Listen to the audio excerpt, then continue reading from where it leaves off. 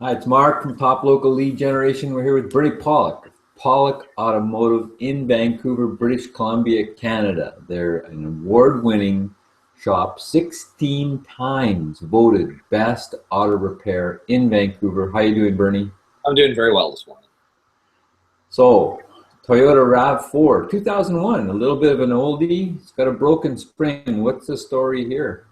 Well, the vehicle was brought to us, actually not for a problem with the spring or suspension at all, but it was brought to us, the owner had some issues with his brakes, or he felt like the car wasn't quite braking properly from the front brakes, and also his check engine light was on. So we did a brake inspection, did a check engine light diagnosis, and in the process of doing the brake inspection, we noticed this broken spring in the rear of the vehicle. I'll just share a couple of photos of this vehicle here. So there is our, that's our broken spring right there. If you see that sort of rusty piece of metal, that is the broken section of the spring. Quite dangerous. I mean, they float around for a while, and you know, they can float around for a while in that spot, but you know, things could get dislodged. If the tires running close by could poke right through the side of the tire at some point. You're also mentioning about, well, we have pictures on here. I was also going to, you mentioned it's an oldie of a vehicle. Wrong picture.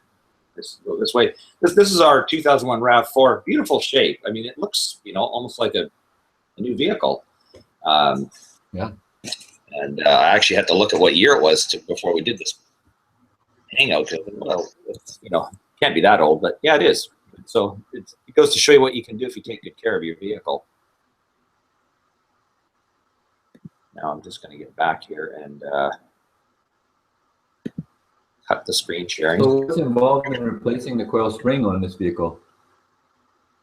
What's involved basically is you have to remove a few suspension components, lower the suspension, and pull the spring out. There's also required, we need to actually compress the spring to put it in and out. So it's not a huge amount of work, and being that it's a shock absorber type suspension in the rear, it actually makes the coil spring removal easier than it would be on a strut.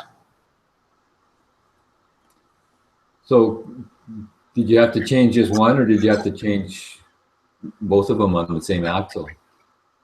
Well, generally the proper way to repair a vehicle, any suspension, I shouldn't say any suspension, most suspension components, if you have a broken spring on one side, you should change the spring on the other side, because, you know, again, this vehicle is 15, 16 years old. The spring's been bouncing around for a long time, and they tend to sag. So if you buy a brand new spring, first of all, you can't be assured that it's going to be exactly the same, have exactly the same characteristics of the original springs. And second of all, with the age of the vehicle, the spring, even if it's exactly the same, the spring could sag. So yes, you should change them both. In this case, the owner was, you know, budget-wise couldn't afford to do both, or chose not to do both. We just did one of them, and it worked out fine. I mean, the vehicle sits fine, and being the back end of the vehicle, it's a little less critical than the front. But he is planning on doing the other springs. It does make more sense. But there's no savings really to do both at the same time. But it is proper to do both. So this RAV4 has been around for a long time. What do you think of the vehicle? Excellent. I mean, they've been excellent ever since day one, and I mean, they still continue to make them. They're fabulous vehicles, highly reliable. I mean, I can't say enough about them, and it's an excellent little compact sport utility vehicle. If you're looking for that kind of usefulness of a vehicle and reliability, you can't beat a RAV4. So there you go. If you need any kind of service on your older vehicle, newer vehicle, European, Japanese, you name it, the guys to call in Vancouver are Pollock Automotive. You can reach them at 604-327-7112 to book. They're pretty busy.